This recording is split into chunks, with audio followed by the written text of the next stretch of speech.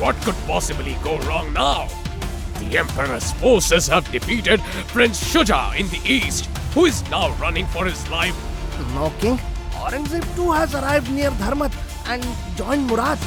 And now their numbers exceed ours. At Dharmat, Dara lost. Murad and Aurangzeb were now marching straight for Agra. Dara managed to gather a gigantic militia force of 50,000.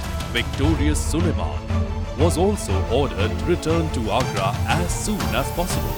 A marvelous thing it was to see the troopers marching over the ice and throes of battle.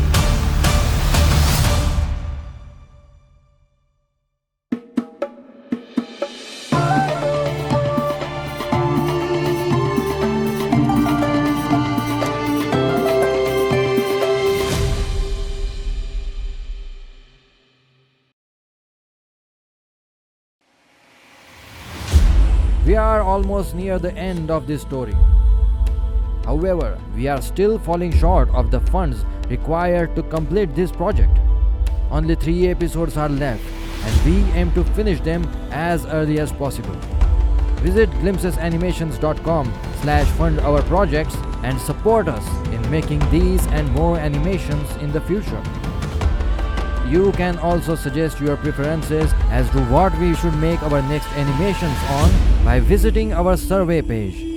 Let's reconnect our future with our roots.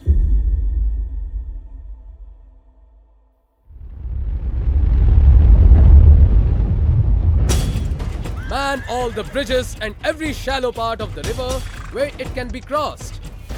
We cannot let the enemies get to this side. Mir Atish! Point the cannons on the opposite banks. Even if Aurangzeb forces his men to cross, we will make sure he loses many of them in the attempt. What about the road in the rear? Should we not construct blockades there? Suleiman shall arrive here any day now. Let's keep that route clear for him to join us as soon as possible and as best as he can. Since Aurangzeb would not be able to cross the Chambal, he poses no threat from the rear. 3 days later, Aurangzeb and Murad reached Gwalior and received reports of how well Dara had guarded the crossings of Chambal. It seems Dara has learned a few good things about war during his time with father. What can we do now, brother? We cannot wait. We have to strike before Suleiman and Jazing can reinforce Dara. We are not waiting, Murad. I have sent messengers to all the fiefs nearby who might offer us a safe and secret passage across the river. Needless to say, whoever helps us will be rewarded handsomely. It was only a matter of time before a zamindar was lured by the revolt. One such zamindar led the whole army along with beasts and cannons across the river through swamps wheeled by thick jungles. Not everyone could withstand the tough terrain, devoid of drinking water. 5,000 men lost their lives to exhaustion, thirst, and accidents. A loss equivalent almost to any battle. But the advantage it brought to Aurangzeb was of far greater value. When Dara's scouts spotted the enemies on the same side of the river as them, he had to abandon his well-planned defense and hastily reposition himself to face his brothers. Eventually, on the open flat ground of Samugarh, the two armies came face to face. On 28th May, Dara mustered his troops in full battle formation, a short distance from the enemy camp, waiting for Aurangzeb to accept his challenge. But no one stepped out from Aurangzeb's camp.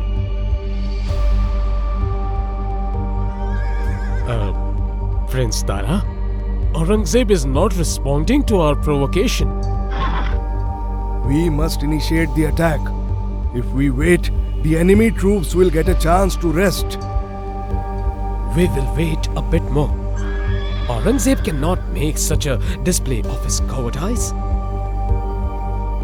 It was midsummer. As the day wore on, it was the turn of Dara's troops, standing under the hot sun and clad in full armor wielding heavy weaponry, to get exhausted. Shehzade, pardon me, but when should we attack?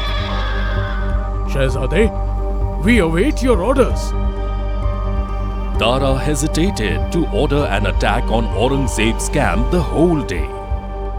His men could clearly see their leader act thus. It was not good for their morale. At the end of that day, Dara withdrew his army, physically worn out and dejected by their show of cowardice. That night, many of Dara's troopers secretly defected to Aurangzeb. On the morning of May 29, 1658, Aurangzeb's army, composed of 50,000 men, was out, ready for the battle. Dara too, with an equally enormous army, lined up to face his brothers. Dara initiated the attack by opening fire from his cannons. Amidst the clouds of smoke and dust, Dara's left wing, composed of mounted units under a general named Rustam Khan, charged directly upon Aurangzeb's men in the center. So furious was this attack that Aurangzeb's general from his right, Bahadur Khan, fell to it. Two of his captains, who advanced to restrict Rustam Khan, also perished in their fury. At the same time, Aurangzeb's left was attacked by the legendary Rajput warrior Chhatrasal, who thrust his men between Murad's and Aurangzeb's division, driving a wedge between them. Murad was surrounded and was heavily attacked. He was wounded by his enemies in the face 3 times. Aurangzeb and his guards rushed to Murad's aid and now found themselves facing the intense charge of the fearless Rajputs. Dara too, aiming to leverage the opportunity created on his left by the ferocity of Rustam Khan, rallied his men to supplement it and finally get to Aurangzeb. The moment in the Battle of Samugarh saw Dara's men pushing through to reach Aurangzeb. Dara's forces were cleaving through Aurangzeb's army. It appears that Murad's end was now near, and so was Aurangzeb's defeat. But was it the end of the Mughal-Indian civil war? Or was it just too early to decide anything? These and many other questions shall be answered in our upcoming episode of Aurangzeb and Dara Shukoh.